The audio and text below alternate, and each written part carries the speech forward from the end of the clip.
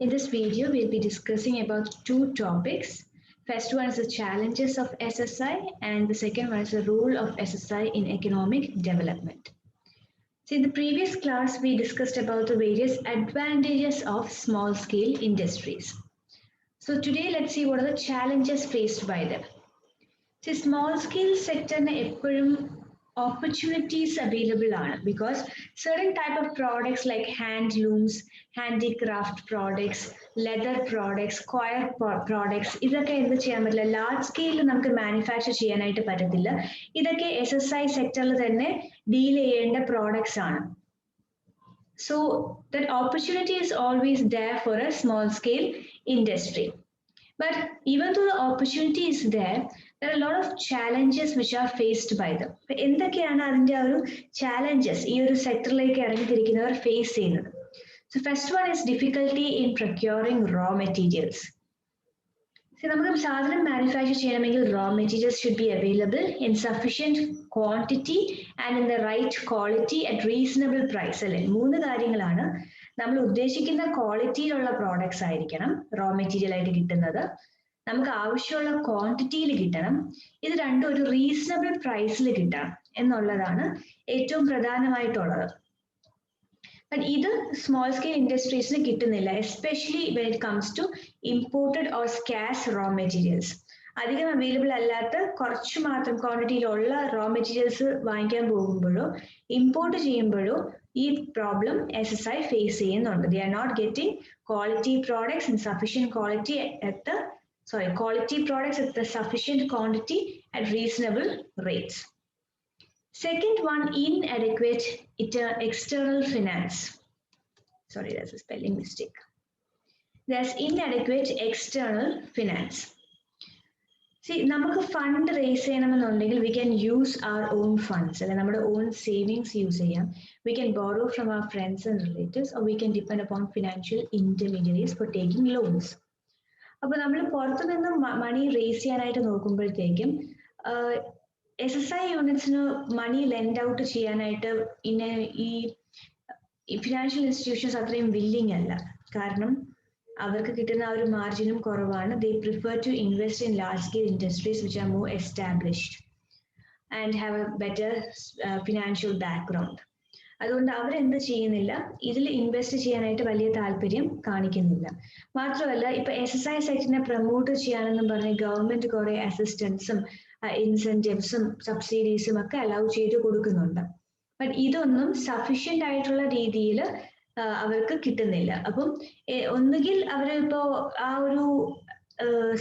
ഒരു incentive avail ചെയ്യാൻ അല്ലെങ്കിൽ സബ്സിഡി അവൈൽ ചെയ്യാനായിട്ട് അല്ലെങ്കിൽ ആ ഒരു കൺസെഷൻ അവൈൽ ചെയ്യാനായിട്ട് ചെല്ലുമ്പോഴത്തേക്കും there is too much paperwork. സമയമുള്ള നമുക്ക് ആവശ്യമുള്ള സമയത്ത് നമുക്ക് ആ ഫണ്ട് കിട്ടുന്നില്ല.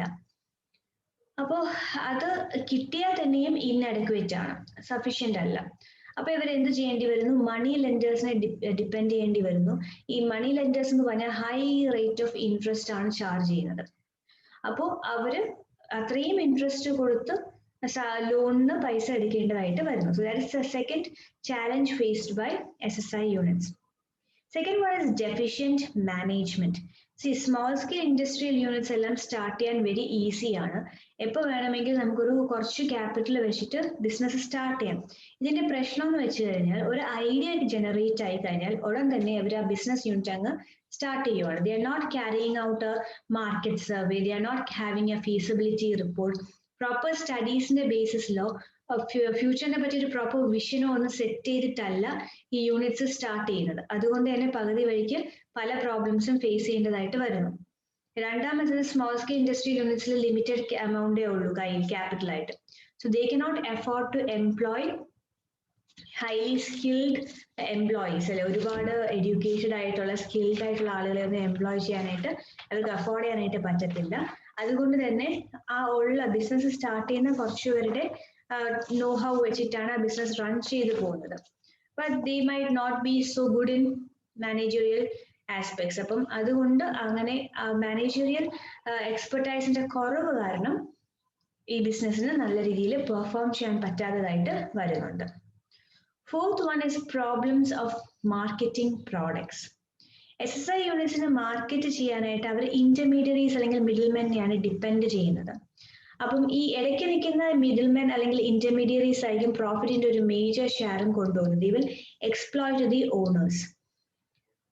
കാരണം ഇവർ ഇന്റർമീഡിയറ്റ് ഡിപ്പെൻഡ് ചെയ്യേണ്ട കാരണം എന്ന് വെച്ചാൽ they can not afford to spend too much on advertisement and distribution channels. അപ്പോൾ ഒരുപാട് അവർക്ക് സ്പെൻഡ് ചെയ്യാൻ പറ്റില്ല മാർക്കറ്റിങ്ങിന് വേണ്ടിയിട്ട്. അതുകൊണ്ട് ഒരു മിഡിൽമാനെ ഡിപ്പെൻഡ് ചെയ്യുന്നു. But they often get exploited by the middleman. That is the next problem faced or challenge faced by SSIs.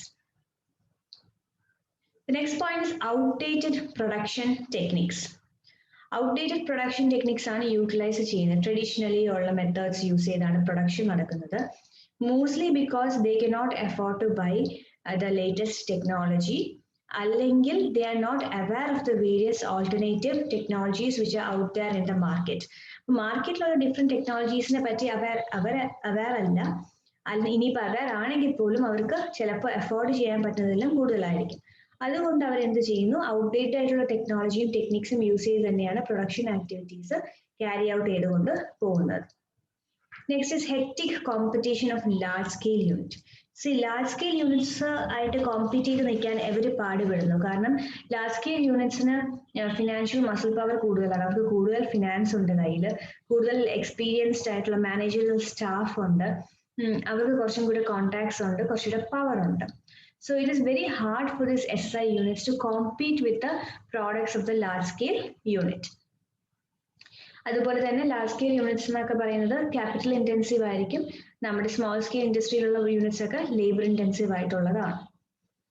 ഇനി there are also other problems such as inefficient management, non-availability of cheap power, burden of local taxes, etc. But taxes side നമ്മൾ കുറേയൊക്കെ പേ ചെയ്യേണ്ടി വരണമെങ്കിൽ it's paid out of our profits. അപ്പോൾ it cuts down the amount that we get as profit. So there is a burden of local taxes. Cheap ആയിട്ട് നമുക്ക് electricity power ഒന്നും avail ചെയ്യാനായിട്ട് കിട്ടുന്നില്ല, മാനേജ്മെന്റ് ഇൻഎഫിഷ്യന്റ് ആണ് എന്നൊക്കെയുള്ള പ്രോബ്ലംസ് SSI ഫേസ് ചെയ്യുന്നുണ്ട്. So these are the major challenges faced by SSIs. Now let's see what's the role of SSI in economic development. How does an SSI help in the economic development of our country? Before we go into that, let's see what do we mean by the term economic development. ഒരു നേഷന് economic development ഉണ്ടായി എന്ന് നമ്മൾ എപ്പോഴാണ് പറയുന്നത്? അവിടുത്തെ ആൾക്കാരുടെ per capita income improve ചെയ്യുമ്പോഴത്തേക്കും, അല്ലെങ്കിൽ അവരുടെ സ്റ്റാൻഡേർഡ് ഓഫ് ലിവിങ് ഇംപ്രൂവ് ചെയ്യുമ്പോൾ, ആളുകളുടെ ഇൻകം ലെവൽ ഇൻക്രീസ് ചെയ്യാണ്, സ്റ്റാൻഡേർഡ് ഓഫ് ലിവിങ് ഇൻക്രീസ് ചെയ്യുമ്പോഴാണ് നമ്മൾ എക്കണോമിക് ഡെവലപ്മെന്റ് ഉണ്ടായി എന്ന് പറയുന്നത്. അപ്പം ഇൻകം ലെവൽ ഇൻക്രീസ് ചെയ്യണം, പെർ ക്യാപിറ്റ ഇൻകം ഇൻക്രീസ് ചെയ്യണം. പെർ ക്യാപിറ്റ ഇൻകം എന്ന് പറഞ്ഞാൽ ഒരു രാജ്യത്തിലുള്ള ഓരോരുത്തരുടെയും കയ്യിലിരിക്കുന്ന എമൗണ്ട് ഇൻക്രീസ് ചെയ്യണം, ഇൻകം ലെവൽ ഇൻക്രീസ് ചെയ്യണം. അപ്പൊ ഇതിന് SSI കാര്യമായിട്ട് ഹെൽപ്പ് ചെയ്യും അല്ലേ? Because it offers an opportunity for self employment. അപ്പൊ നമുക്ക് തന്നെ ഒരു ബിസിനസ് സ്റ്റാർട്ട് ചെയ്യാം. We can start earning. We need not depend upon someone to employ us. We can start our own business. We can start earning. Once we get better earnings from our business, we can spend more, and it will eventually lead to economic development of the country. അപ്പം SSI യൂണിറ്റ്സിന്റെ main features എന്ന് പറഞ്ഞാലും അതിന് കുറച്ച് capital മതി, പിന്നെ പോരാത്തതിന് ഈ നേഷന്റെ wealth എല്ലാവരുടെ ഇടയിൽ ഈക്വൽ ആയിട്ട് ഡിസ്ട്രിബ്യൂട്ട് ചെയ്യാനായിട്ട് അത് സഹായിക്കുന്നു. പിന്നെ കുറച്ച് ഹ്യൂമൻ സ്കിൽ ആൾക്കാരുടെ ഹെൽപ്പ് മാത്രം മതി. അപ്പൊ അങ്ങനെ ഒരുപാട് ബാക്ക്വേർഡ് ഏരിയാസിനെ ഡെവലപ്പ് ചെയ്തെടുക്കാനായിട്ട് യൂസ്ഫുൾ ആണ് SSI യൂണിറ്റ്സ് എന്ന് പറയുന്നത്. അങ്ങനെ കുറെ ബെനിഫിറ്റ്സ് ഉള്ളത് കാരണം SSI units do help in economic development of the country. ഇതിന്റെ നോട്ടിൽ ഞാനൊരു പാരഗ്രാഫ് തന്നിട്ടാണ് പിന്നെ ഈ പോയിന്റ്സ് എക്സ്പ്ലെയിൻ ചെയ്തിരിക്കുന്നത്. If the question is asked four 4 marks, then you can simply write down that first paragraph given in the notebook. But if the question is for 15 marks, then you'll have to write that paragraph as an introduction and then explain each of the points given in this slide. So നമ്മൾ ഒരു points ആയിട്ട് നോക്കാം എന്തുകൊണ്ടാണ് SSI economic ഡെവലപ്മെന്റിന് help ചെയ്യുന്നതെന്ന് പറയാനുള്ള reasons എന്തൊക്കെയാണ്. So first one is employment generation. SSI എന്ന് പറഞ്ഞാൽ ലേബർ ഇന്റൻസീവ് ആണ്. ഓക്കെ, അവർ മെഷീനറീസിനെ അധികം ഡിപ്പെൻഡ് ചെയ്യുന്നില്ല, കാരണം അവർക്ക് അത് എഫോർഡ് ചെയ്യാൻ പറ്റുന്നില്ല. Only limited machinery is utilised in this particular sector. അപ്പൊ ആളുകൾക്ക് കൂടുതൽ ജോലി അവസരം കൊടുക്കുന്ന ഒരു സെക്ടറാണ് SSI സെക്ടർ എന്ന് പറയുന്നത്, small scale industrial sector. So you can engage in self-employment, and also you can offer employment to the people who come to work for you. So thereby it increases the income level. It solves the problem of unemployment, increases the income in the hands of the people and improves their standard of living, and thereby helps in economic development. രണ്ടാമത്തത് economical use of capital. India പോലുള്ള കൺട്രിയിൽ എല്ലാവർക്കും ideas ഉണ്ട് business start ചെയ്യാൻ, but capital is limited അല്ലേ. അപ്പൊ ഏറ്റവും best out of the best ഐഡിയാസിന് മാത്രമേ ക്യാപിറ്റൽ നമുക്ക് ലെൻഡ് ഔട്ട് ചെയ്യാനായിട്ടുള്ളൂ. അപ്പോൾ SSI യൂണിറ്റ്സിന്റെ ഏറ്റവും ഒരു ബെനിഫിറ്റ് എന്ന് പറഞ്ഞു കഴിഞ്ഞാൽ they require only a small amount of capital. ഒരു ഐഡിയ ഒരു റിയാലിറ്റി ആയിട്ട് കൺവേർട്ട് ചെയ്യാനായിട്ട് അവർക്ക് അധികം ചെലവൊന്നുമില്ല. They just require limited amount of capital, and that with that limited funds they will start earning profits. So we can say that it helps in the economical use of the capital which is cash in our country. അപ്പോൾ ഉള്ള capital efficient ആയിട്ട് utilise ചെയ്ത് profits generate ചെയ്യുന്നതിലൂടെ SSI units help in economic development. Third one is balanced regional development. Balanced regional development എന്ന് പറഞ്ഞാൽ SSI units ഇപ്പം small scale ഇൻഡസ്ട്രീസിനെല്ലാം setup ചെയ്യാനായിട്ട് government പല ഇൻസെന്റീവ്സും കൊടുക്കുന്നുണ്ട്. ബാക്ക്വേർഡ് ഏരിയയിൽ നിങ്ങൾ സ്റ്റാർട്ട് ചെയ്യുവാണെങ്കിൽ നിങ്ങൾക്ക് ഒരു മൊറട്ടോറിയം പീരീഡ് തരാം, ലോണ് കുറേശ്ശെ കാലം കഴിഞ്ഞിട്ട് അടച്ചു തീർത്താൽ മതി, ഇനിഷ്യൽ ഇയേഴ്സിൽ ഇൻട്രസ്റ്റ് പേ ചെയ്യേണ്ട, ടാക്സ് പേ ചെയ്യേണ്ട, ഫ്രീ ആയിട്ട് പവർ നമ്മൾക്ക് നിങ്ങൾക്ക് സപ്ലൈ ചെയ്യാം, നിങ്ങൾക്ക് വേണ്ട ഇൻഫ്രാസ്ട്രക്ചർ ഫെസിലിറ്റീസ് നമ്മൾ പ്രൊവൈഡ് ചെയ്യാം എന്നൊക്കെ പറഞ്ഞ് പല രീതിയിലും എൻകറേജ് ചെയ്യുന്നുണ്ട് ഗവൺമെന്റ്. എന്തുകൊണ്ടാണ്? കാരണം they want balanced regional development in the country. ഒരു പെർട്ടിക്കുലർ ഏരിയ അർബൻ ഏരിയാസ് മാത്രം ഡെവലപ്പായി വന്നാൽ പോരാ. അർബൻ ഏരിയ മാത്രമാണ് ഡെവലപ്പ് ചെയ്യുന്നതെങ്കിൽ അതിന്റെ പ്രശ്നം എന്ന് പറഞ്ഞു കഴിഞ്ഞാൽ ഈ ബാക്ക്വേർഡ് ഏരിയ റൂറൽ ഏരിയാസിലുള്ള ആളുകളെല്ലാം അർബൻ ഏരിയാസിലോട്ട് മൈഗ്രേറ്റ് ചെയ്യും ജോലി അന്വേഷിച്ച് അല്ലെ. they want a better standard of living, so they will all migrate towards the urban areas. അപ്പൊ എന്താ പറ്റുന്നത്? ആ അർബൻ ഏരിയാസിൽ പോപ്പുലേഷൻ എക്സ്പ്ലോഷൻ ഉണ്ടാവും. കൂടുതൽ ആളുകൾ ആ ഏരിയയിലോട്ട് വരുമ്പോഴത്തേക്കും അത്രയും പോപ്പുലേറ്റഡ് ആകും ആ ഏരിയ. അതനുസരിച്ച് സ്ലംസ് വരും, പിന്നെ പൊല്യൂഷൻ ഉണ്ടാകും, പിന്നെ എപ്പിഡമിക്സ് സ്പ്രെഡ് ചെയ്യും. അങ്ങനത്തെ കുറെ ഇൽ എഫക്ട്സ് ഉണ്ട്.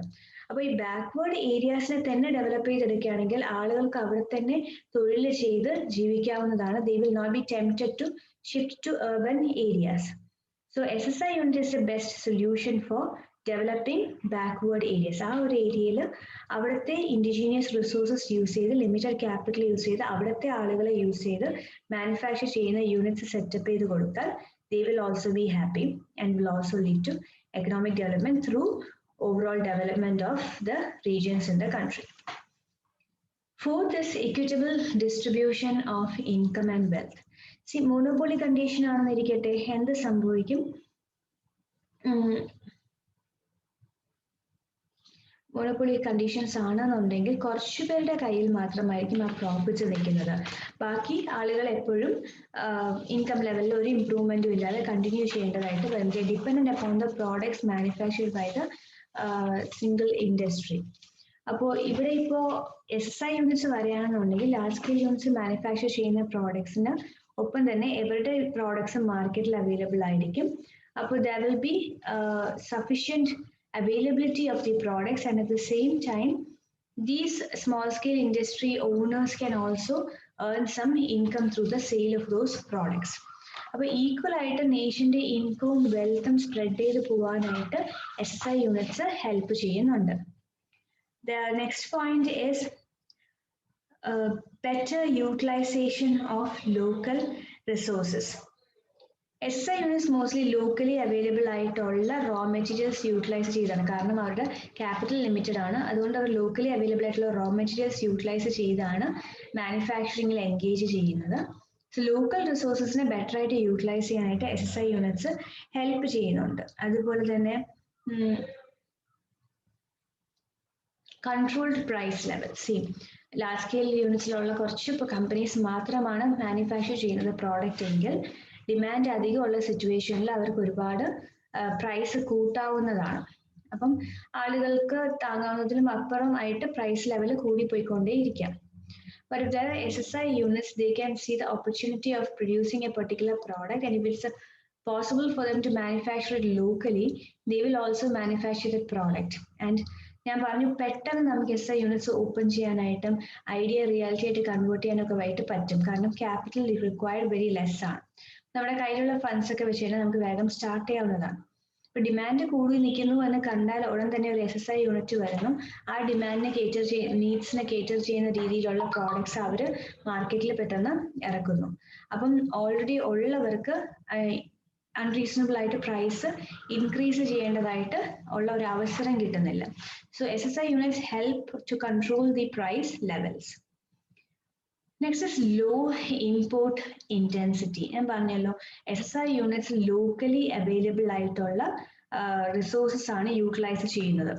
അപ്പൊ അവര് കൂടുതലും ഇമ്പോർട്ട് ചെയ്യുന്ന റോ മെറ്റീരിയൽസ് ഡിപ്പെൻഡ് ചെയ്യാറില്ല. First thing because they cannot afford it, അല്ലെങ്കിൽ തന്നെ ക്യാപിറ്റൽ ലിമിറ്റഡ് ആണ്. അതുകൊണ്ട് they will depend upon locally available resources. അപ്പോൾ ഇമ്പോർട്ട് കുറഞ്ഞിരിക്കുക എന്ന് പറഞ്ഞാൽ എന്താണ്, നമ്മുടെ ഫോറിൻ എക്സ്ചേഞ്ച് റിസർവ്സ് അത്രയും നമുക്ക് സേവ് ചെയ്യാനായിട്ടും പറ്റുന്നുണ്ട് എന്നുള്ളതാണ്. Next is prevention of unhealthy urbanisation. നേരത്തെ നമ്മൾ പറഞ്ഞു തന്നെയാണ് ബാലൻസ് റീജിയണൽ ഡെവലപ്മെന്റ് നമ്മൾ പറഞ്ഞു തന്നെയാണ്. അർബൻ ഏരിയാസ് മാത്രമാണ് ഡെവലപ്പ് ആയിക്കൊണ്ടിരിക്കുന്നതെങ്കിൽ it will lead to unhealthy migration of people from the rural areas to the urban areas.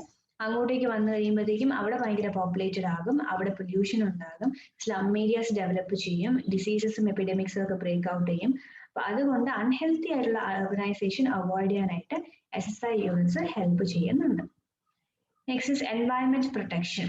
SSI units അങ്ങനെ എൻവയൺമെന്റിനെ പൊല്യൂട്ട് ചെയ്യുന്ന രീതിയിലുള്ള സാധനങ്ങളൊന്നും അധികം മാനുഫാക്ചർ ചെയ്യാറില്ല. Products are usually environment friendly. So SSI units help in environment protection and thereby lead to economic development of the country. Next is complementary or support to large-scale industries. Complementary or support to large-scale industries എന്ന് പറഞ്ഞു കഴിഞ്ഞാൽ large-scale industrial unitsന് help കൊടുക്കുന്ന രീതിയിലുള്ള products ആയിരിക്കും ചിലപ്പോൾ SSI units manufacture ചെയ്യുന്നത്. അതായത് അവിടെ ലാർജ് സ്കെയിൽ യൂണിറ്റ്സിൽ ആവശ്യമുള്ള സ്പെയർ പാർട്സ്, ടൂൾസ്, ആക്സസറീസ് ഇതൊക്കെ ആയിരിക്കും അവർ മാനുഫാക്ചർ ചെയ്യുന്നത്, ഓക്സിലറി യൂണിറ്റ്സ് ആയിട്ട് ഫങ്ഷൻ ചെയ്യും. So they are complementary or they support large scale industries. Last is the export potential.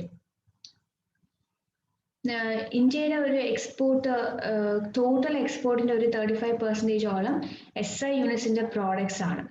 അപ്പോൾ low skill labour intensive goods ആണ് ഇവർ ഓഫർ ചെയ്യുന്നത്, like readymade garments, gems and jewelry items, leather products, sports and plastic goods, processed food. ഈ കാര്യങ്ങളെല്ലാം export ചെയ്തു SSI units നമ്മുടെ foreign exchange reserves increase ചെയ്യാനായിട്ട് help ചെയ്യുന്നുണ്ട്. So this is the role of small scale industry in economic development. This could be asked as a 15-mark essay question. അപ്പോൾ ഇത് clear ആണെന്ന് വിചാരിക്കുന്നു. ഇനി നമുക്ക് നെക്സ്റ്റ് വീഡിയോയിൽ വേറെ 2 ടോപ്പിക്സ് കൂടി ഡിസ്കസ് ചെയ്യാവുന്നതാണ് സെക്കൻഡ് മൊഡ്യൂളിലുള്ളത്. Thank you.